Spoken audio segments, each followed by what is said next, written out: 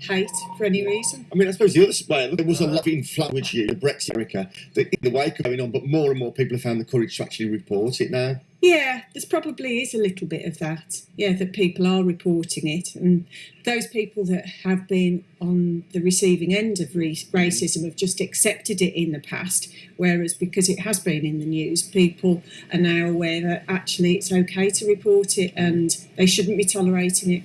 No, I don't agree with that. In the West Midlands, in my experience, I don't think they have gone up. Well, they have. That's a fact. There's 27% more have been reported. In my experience, I haven't seen it. Let's put it that way. In the world that I work in, I've got two customers. Both of them are Muslims, and they don't report it to me. They don't seem to see it. And the guy that owns their business, he's a Jew, and he hasn't mentioned anything. So I think maybe in some circumstances, but not in my experience. Why do you think then that the number of reported crimes has actually increased? I think the problem with Brexit was that it tapped into a lot of people's unhappiness with government and the financial circumstances that they found themselves in, and they just wanted a change. And unfortunately, the hate crime aspect of it is probably a symptom of the fact they want change, but it's not really about the hate crime, if that makes sense. Thank you, sir. Thank you very much for those opinions. And madam, of course. Sorry about that. Where are you off to next, Slaphead?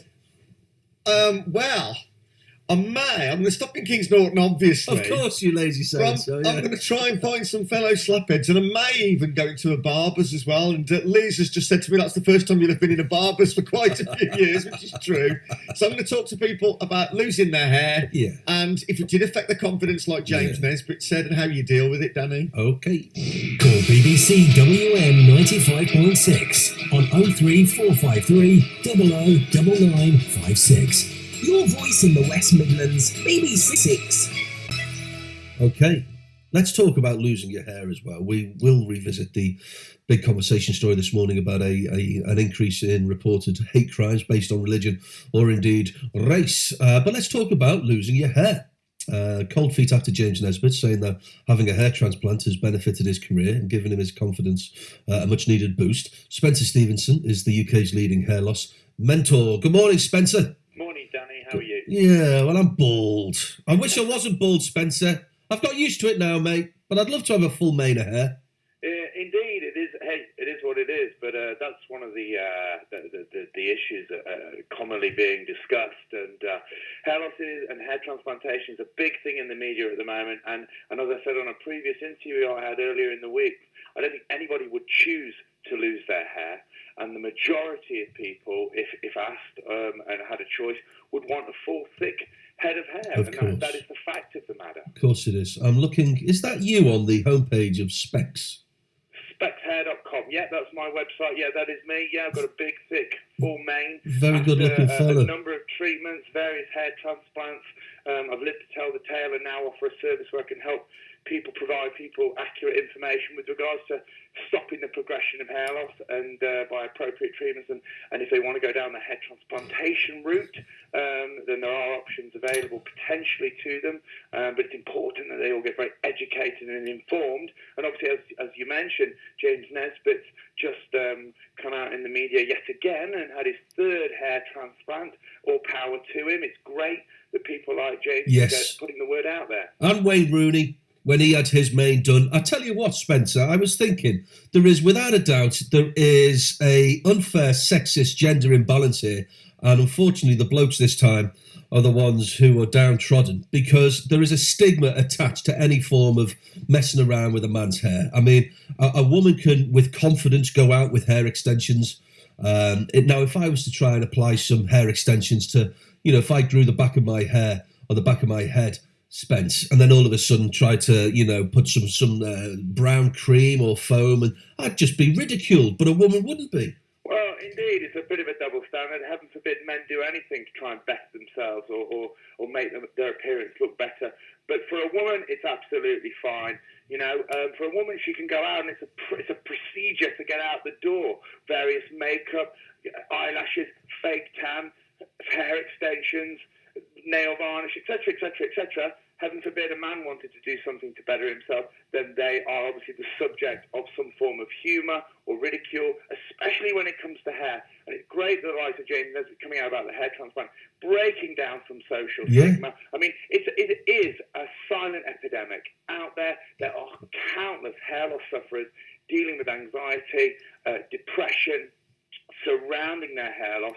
And, you know, we run a radio show called The Bald Truth, where hundreds of thousands of people tune in on a weekly basis to share their anxieties, you know, share information. So there is a high number of people out there that are dealing with hair loss, and throwaway comments by people about, oh, you know, slap head, etc., can be incredibly harmful to the individual. Yeah, Spencer, what about women? I dare say I'm speculating now, but I would guess that fellas, after the event, and they've grown to accept the fact that they have lost hair and they have a very short haircut, or indeed a shaved head, it must be easier for fellas than women.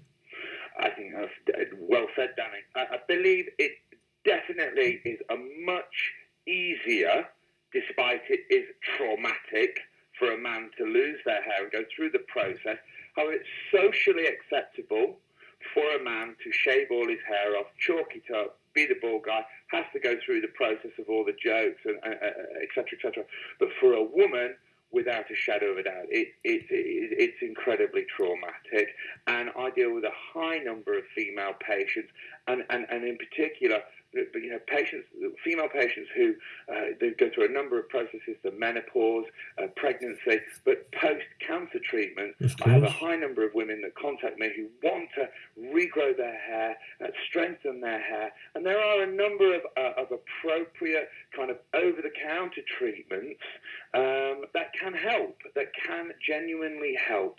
And there's information on my website, spexhair.com, that can help not just men, but women, with regards to treatments that can enable them to help, you know, gain a little bit of hope, a little bit of confidence back. Spencer, can you put it into words when you advise and sit down with someone who is distraught? Because I would suggest that if you go to, where are you based, London?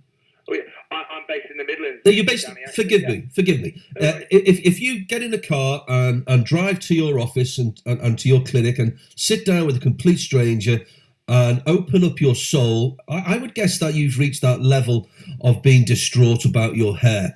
Can you try and put it into words what it's like when maybe after a course of treatments they get that confidence back? Oh, definitely. Well, I'm proof in that. But initially, when people bear all and they finally kind of have the realization they want to do something about it, it is a very low point in the process of hair loss.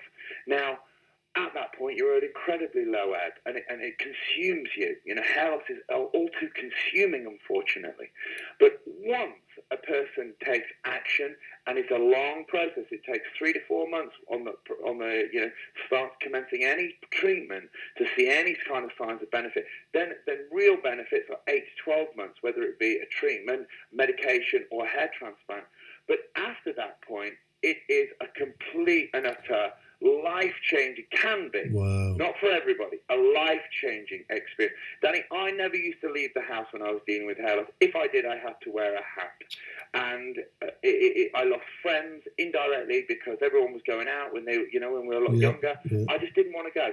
And I see it, and I identify with all the people that I meet and liaise with, and I can, like I say, the radio show that we run, The Bald Truth, hundreds of thousands of people out there dealing in isolation because of hair loss, unfortunately. Nobody wants to share it publicly, openly. It's not a big kind of Facebook, social media thing. Oh, yeah, whippy, I'm losing my hair. But if they deal with it, and they deal with it quietly, and they have to deal with it in many cases alone, it is liberating to see those people restore their confidence, regain their lives back, and ironically enable them to live their lives and not think about their hair. You got it. Spexhair.com. Spencer Stevenson. Thanks, Spence. Thanks, Danny. Thank you. Good man. Wendy in Sutton Coldfield. Wendy, good morning. Good